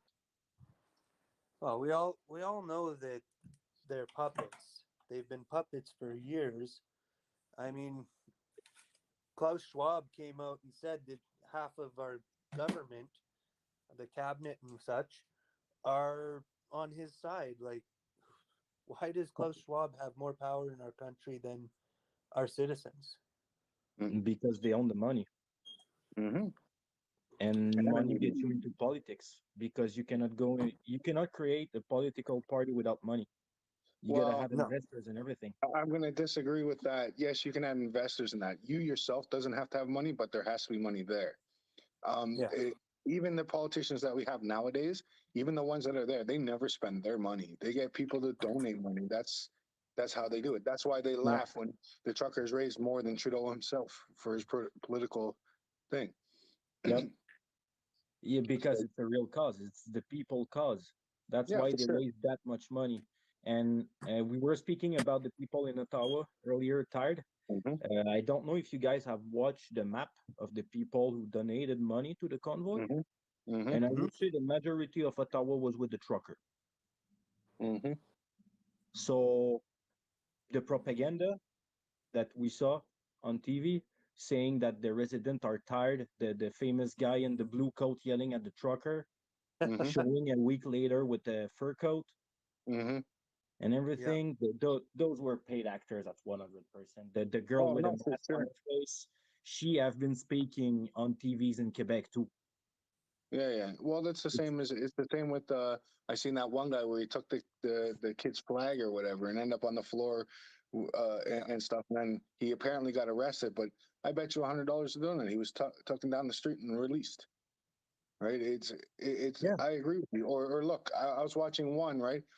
I'm out here in Toronto, in Ontario. But we had I was watching this one video. They caught the guy lying. Like he was trying to go on the news saying that when they were saying about they're going to tow everybody away, he was trying to say Yeah. that he got his car towed or whatever, right? And then a bunch of the truckers and that were around, they were like, "What are you talking about? There has been no tow trucks here. What would your car look like? What did it and this and that and that and this?" And then he looked around like he was trying to play off, right? And then he goes, "Oh, this is the wrong place." Yeah. Right. And then it's not like the media and this guy separated and went their own ways. They left together. Yep. Yeah. Well, Yeah. They did you even see what? come together in the same van. Well, exactly, and that's what I mean, right? Like it's ridiculous, right? Oh, that reminds me. And as far as your claim about the media 25 years ago or whatever, I'm old enough to remember what the media was 25 years ago, and and I'm not saying that they're not more energetic today, but as far as the media is concerned in general, for as long as I can remember, the number one thing they reported was fear. We used to say is when we were younger, you put a roof on a church, nobody knows about it. Walk down the street with a gun, your front page news. Yeah. It's sensationalism. Mm-hmm. And It, the it's idea is to keep people scared. You need a manipulation government, through you need fear and this, you emotion. need that, you need the police, you need this, you need that. That's the idea of it. I remember a friend of mine, right? He used to say to me all the time, he used to say, "Oh, crime pays," but he didn't mean the criminal. He means the economy. You think about lawyers, judges, police, um, uh, all the different fundraising to try to end crime or whatever, right? Yeah. The taxes that come in from alarm companies. You know what I mean? It's crime pays the economy big, right? Oh, of So course. that's why they lead with fear all the time. The idea is to keep us feeling like we need all these things. Well, Yep. look They're at afraid of look each at other. the That's term. the thing. We're afraid of each other. Exactly. They don't make you afraid of the government or afraid of the policies that are being put in place. They make sure that you're afraid of your neighbor. That's right. So that you feel like you need all these other things like the government, the police, the alarm companies, et cetera, et cetera. Yeah. Well, I can tell you, I'm not afraid of my neighbor. He's Neither 87 am I. years old. I think I can take him. Right? Yeah, but My neighbors are families. no, I for think sure. I get scary, guys. If you are not scared of your neighbor, maybe you are the guy that scares your neighbor. You're right. Oh, I'm right, sure. right. I'm sure I am. I just walked into my house with two of my rifles over my shoulder. I'm sure that I didn't make me feel I let the better. kid next door play with my airsoft and everything. I don't think I am that scary. Yeah. Yeah, no, I don't know. And as far as I was reading the things. Should Ukraine be able to defend themselves? They should. They should have their own army, Absolutely. right? Why are we there? I don't get this. I understand why Biden's there. He's got the bio bases there and stuff. I get that, but why the fuck are we there? Makes no Well, sense. because, and I'm just speculating right now, but I'm gonna guess there's a lot of pressure on Ukraine not to build their army to a certain size because of who their neighbor is, and I mean, we've seen other political super or military superpowers keep their neighbors' armies at bay by keeping them small For because sure, but I don't think that's they what's don't going want. on. Sorry. The For the sure, thing but I don't now, think that's what's going on because okay, so there's so much conflicting Yeah. reporting out there. Like, I mean, if you Oh, just stick to like what you read in the newspaper and stuff like that, it always paints to Russia as an issue, right? But then I go and I see other stuff too. Like for example, apparently 14,000 Russians been killed in Ukraine. The Ukraine president knocked out three media outlets because like completely shut them down because they were talking bad about him. The guy that came second place when they ran for presidency, he put him in jail. Like I mean, he did the Ukraine same as seems really Putin really does. bad, man. Huh? He did the same as Putin does. Well, yeah, but the what I'm trying to say is it's not all Russia, right? You Yep. can't look at it as a Russia. I mean, that's their and as far as I'm concerned, that's between Russia and Ukraine. Like I don't understand why we got to go and get involved. Why do we The need the to thing get is that involved? It makes we no we are sense. gonna get involved because our small cousin is, which is the United States, Of and course. we now know that Chrystia Freeland have studied in Ukraine. She have families that have lived there. Like she have huge ties to Ukraine, like Yeah. big times. And in 2013, when everything was starting over there, she had an apartment looking on top of the Maidan, which was like the start of the revolution. No, for sure. But like again, like, of course, I know why we're there. I don't understand why we should be there. Like we're There's only no there reason. because JT got his head up fucking Biden's ass. But aside from that, I don't know why we're there. I don't like the U.S. I get it; they have bases there, but even still, why do they have bases there? I don't get it. It makes no sense to me. Like I don't get it. And then Russia too. Like when they attacked, as far as from what I've been seeing, is if you correlate where things hit versus where all the U.S. bases are and stuff like that, that's where he shot at. We now know that like Biden is in like really fucking shady shit, which like can be. I don't want to start rumor or everything. Like I will put my tin for that. He he could be linked with like human trafficking, you know. And Wouldn't like surprise me. if you know Ukraine for from a while, bro, you know that Ukraine have a huge problem with human trafficking. Like there's it's I don't know if we can speak about that on TikTok, but like there's girls that basically are slave that are pounding babies in facilities, and those babies are sold. Yeah, It's yeah, Well, for crazy, sure. man. here's a question for you guys. Why do you think that we were given the give send go list? The media reported it. Everybody that donated was leaked And and not Epstein ousted. list. Yet we can't. We have to release I think the we might. Ashley Madison list. The you- hackers released You're it. gonna have to say that again. News We media. lost you for a minute. Yeah, you cut out. Oh, sorry. The give send go list was leaked. Media ran with it. They posted it everywhere. Everybody got a hold of the list, yet we can't get Epstein's list to be released, and we can't get the Ashley Madison list to be released. And the hackers, Anonymous, put that out on the net for everybody to see, but none of the media ran with it. They protected that list. They would not show because it was illegally gotten. They won't release the Epstein list of all of his friends and clients. Yet the convoy truck donators were all ousted. Everyone ran with it. Why do you think that happened? Oh, I can tell you exactly why that happens. That's money versus power.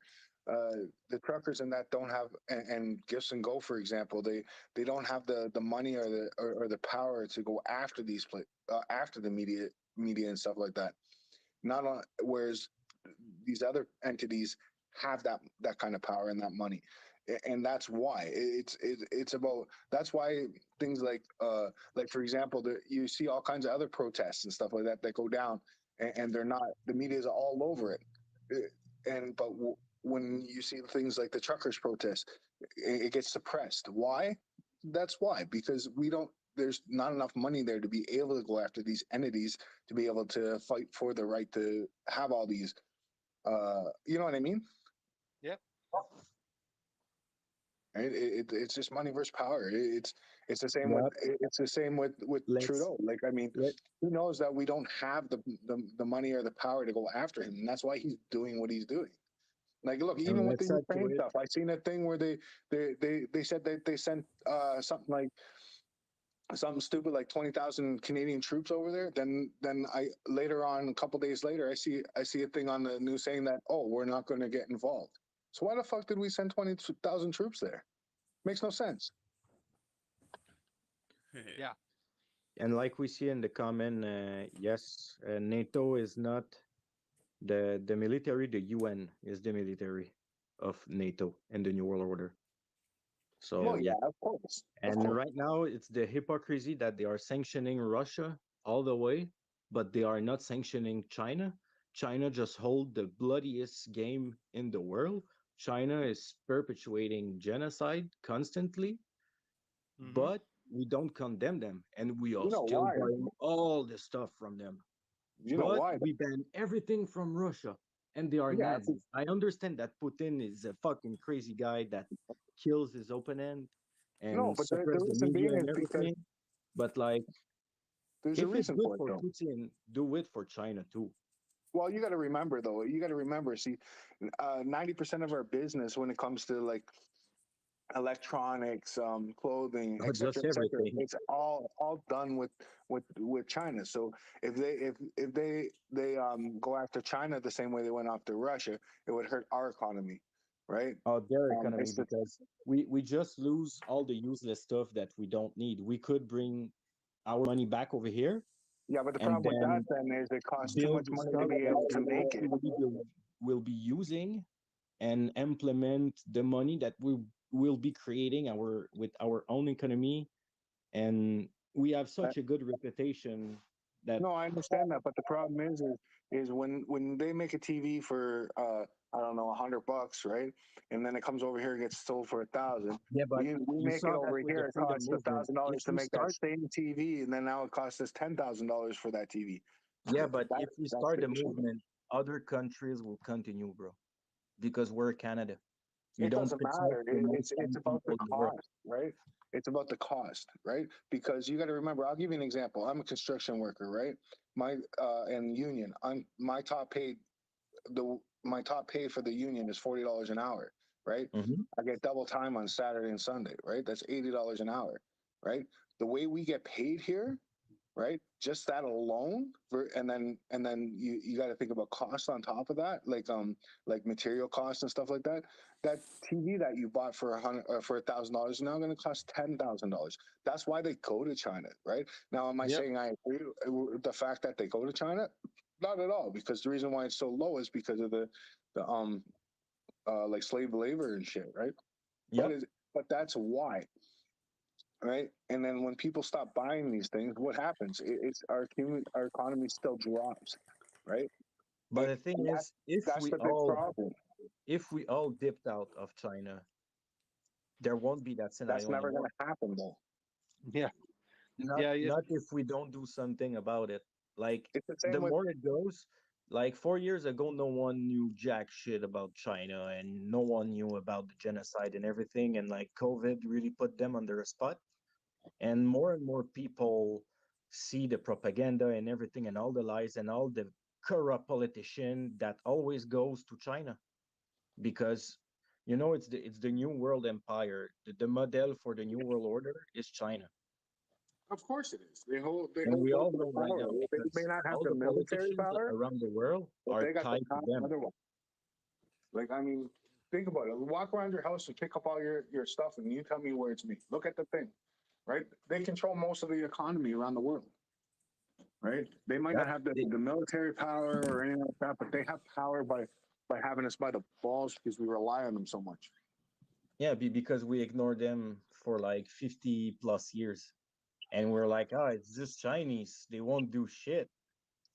And I then don't. the They, CCP played it Yeah, for 100 years, and they're screwed. I I completely can't agree. understand. We've definitely ignored this situation for quite a while, and now it is creeping up on our back door. And that's a very good question, and something that I may pose here in the future and keep the conversation going. But it is getting a little bit late for me, so I need to wrap up the conversation. I'm going to give each of you the floor to say whatever's on your mind. We'll start at the bottom with two sides, Dusty, and then Mac, and we'll just go that way. Anything that you have to say, final thoughts, and the floor is yours. Two sides. We'll start with you. All right. start with you. So the words of the night, I think, is love, care, compassion, and it sums up the past few months. And I couldn't believe that I was able to love that much before the 29th of February. I thought it was going to be really ugly and really bloody. And contrary to my belief, it was really helpful. I received so much love. It took me 3 days to stop crying about it. So keep loving, guys. Very All wise right. words. Thank you for that, Dusty. How do you feel? Uh, well, definitely, I'm on the pro-gun side of the floor. I I mean, I own several myself. I believe everyone should have the ability to own guns. I don't think the government, when they say buyback, I I listened to a firearms lawyer that lives north of me on YouTube, and he makes a very good point. They were never the government's guns to start with. They're not buying them back. They're just taking them from us and giving us a token amount of what they deem them worth. Uh, these things are thousands of dollars in some cases, and they will not give us that money. I think the government is slowly trying to disarm our population, and we cannot let that happen. Otherwise, we'd be in the same situation as the top question. Should a people be allowed to defend themselves? Well, if you take all of the ways that they can defend themselves, then it's not a question anymore because they can't. So, yes, we should be allowed to have guns. Yes, we should be allowed to defend ourselves against a government that is out of control. But unlike the United States, where they think that almost any type of law to help make guns safer is an infringement, I agree with our storage laws, our carry laws. We can't just walk down the streets with a gun in our back pocket. We can't just leave guns in the end tables and out where anybody who shouldn't be getting their hands on them can. I'd, I've always agreed that storing guns in gun safes without ammunition in them is a way that people should to be responsible. But Teach that's where I safety. sit on there. And yeah, it's been a good chat again tonight. Thanks, guys.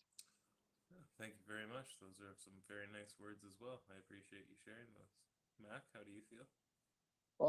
I don't know. I agree, peace, love, and all that stuff. I don't 100% agree with the our laws as far as Canada's concerned with guns because the idea of how I don't think that I'm a pro believer in guns don't kill, people do, right? So whether I have a gun in a safe with a bullet in it or without, it's in my safe. It's where like a child or anything can't get a hold of it. So I don't think that makes a difference.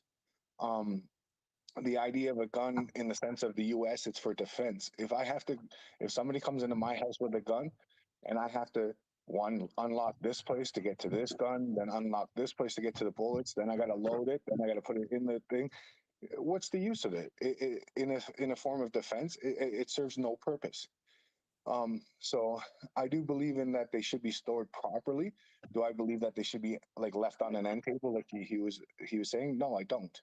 But I think our laws are a little too far, and they're designed strictly to make it so that we can't defend ourselves. For example, as our laws stand right now, if let's say, for example, they did the force of acts thing, and we had to defend ourselves, right? How could you? You couldn't with the current laws the way they are. It's it's impossible. They'd be in your house and in your face before you could even think about a gun. Um, so I don't know if I agree totally with our laws. Now, as far as carry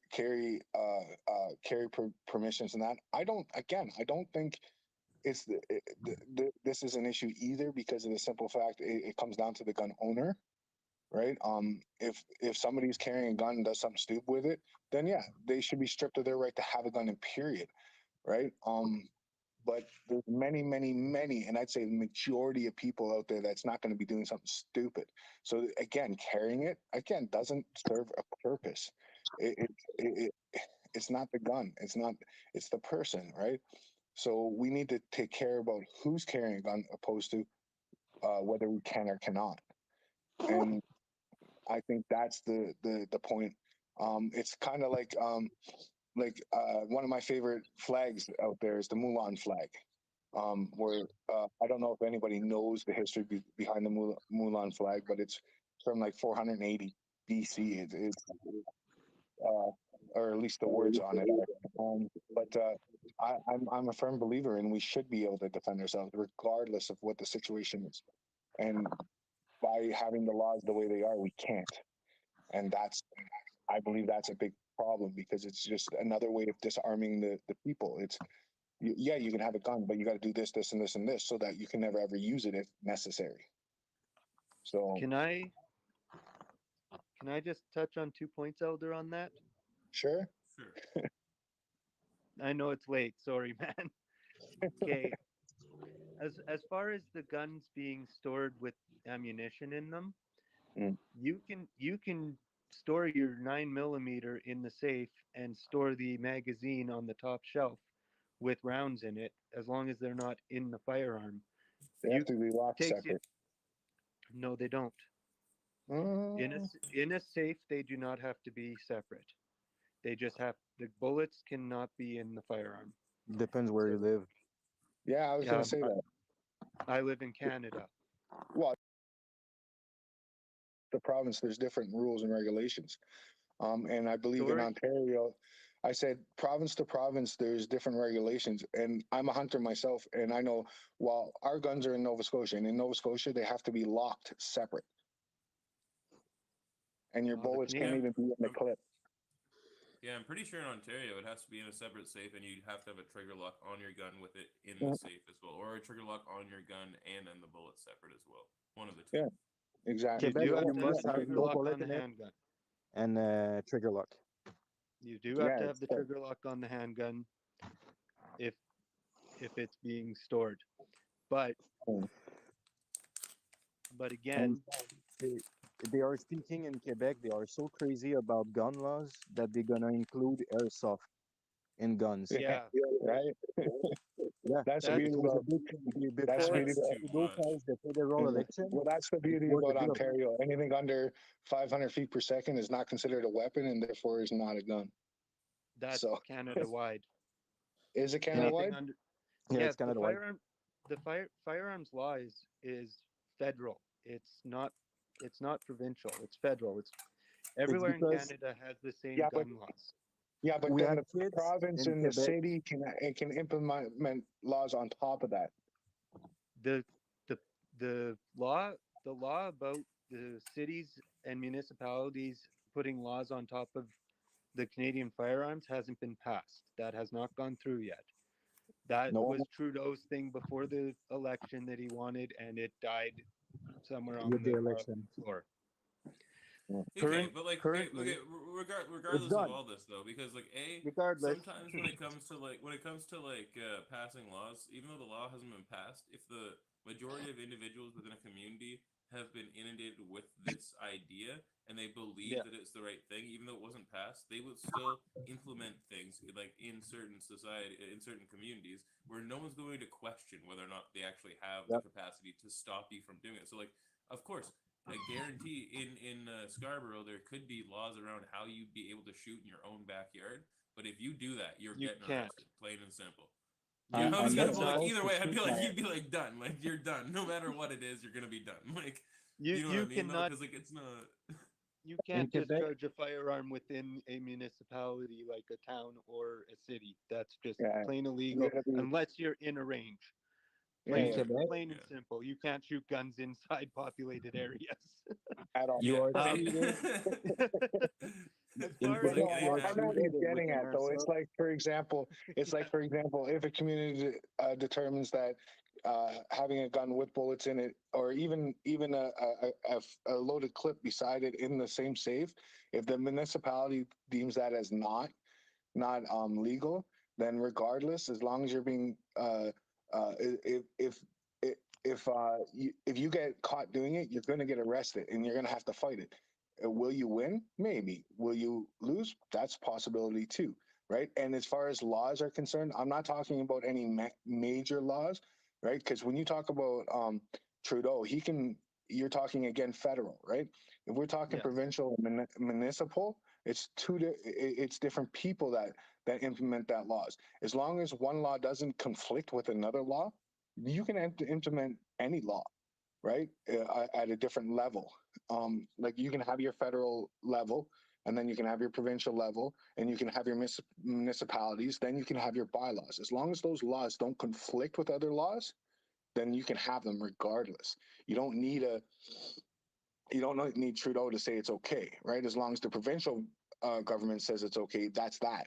That's why you have provincial laws. That's why you have municipal laws, because of it's just because not everybody agrees with what should be and shouldn't be. But if that province agrees or that city agrees, that's that. They can create a law. It's kind of the same way unions work, right? Your basis is your labor laws. Regardless, those are the ones that stand, unless you waive them. Like in your collective agreement, you can say, "Oh, well, we'll waive that to get this," right? If you don't Yes, but waive, you can have Right. more laws on top, Yeah. like within your union, but you can't get rid of the bottom laws. I agree, but the whole bottom line and the whole question, which we will reserve for another chat, is how much restriction do you agree with the government having over that one particular area of your life, right? Because that is the bottom line. It's like whether or not you can or cannot have something in the safe, that's playing into the fact that you believe the government should have the right to telling you That's whether or right. not what you can and can't do. So it's like, yeah, what amount of restriction do you agree with? And that's where the bottom line is. And that's where it comes down to a lot of things. That's what this whole show is about, trying to figure out the root cause and like how we can come back to like the actual reasons as to what and why we believe things, right? And so in the end, it's not whether or not we believe there should be or shouldn't be restrictions or what they should be. It's like how much, where is it, and in general, should it even be a thing? Should you Yeah, have for sure. and why, right? Does it help? Does it increase the amount of safety that the citizens have as a whole? Does it decrease it, and why? But this is a huge, long, serious topic that we could have because it is very in depth. But I appreciate you guys all coming on and having the conversation, and we can have that one at another date. But it's getting kind of late, so I'm gonna have to hit the hay here. okay, Yeah. sorry. Stay safe, don't die. Mm. These debates can go on forever. Oh, could talk till tomorrow morning. You go to bed, Elder. We'll just keep going. Yeah, no problem. Right? Just leave it running. Just leave it running. Yeah, right. That's I could do that. That's what I should figure out. Figure out a situation where it's like people just pop in. Right. With a few Anyhow, moderators and just have it going. anyhow, my friend, you have a good night, and we'll let you get to bed. Good For talking sure. with Have you, a good Mac. night, guys. Yeah, Thank for you guys sure. for You coming too. on. All right, All right. Appreciate bye. Have a good one. Good talks as always. Everybody in the chat there. It's always good to hear people come out and give their opinions, and we always get into serious conversations that develop into conversations that go outside of the topics that were on the board. So if you ever have anything that you'd like to speak about, make sure to hit the co-host button, pop in below. Thank you to Two Sides, Dusty, and what was your name? Oh my god, I fleet instantly now that you're gone. Oh my god, I was like looking at it the entire time. Mac, you've been in here before. Thank you for joining us. These three guys had a good conversation. Everybody else that's been in, thank you as well. I appreciate everybody's voices and everybody coming in to speak their opinion. This is the Open Debate. If you'd like to help support the channel, you can always hit up the PayPal up there at Open the Debate. I appreciate everybody who has supported the channel so far. You keep things running and keep this show going for the opinions of each and every individual who likes to come on the show. That's what it's all about, getting to the deep dives of our psyche. What do we believe? Why do we believe the things we believe? That's what we're here to find out and allow individuals to have their voice heard. So with that being said, make sure you tune in each night at 9 p.m. to come on and join the discussion. My name is Elder. This has been the Open Debate, and if you don't know, be your own hero, kids.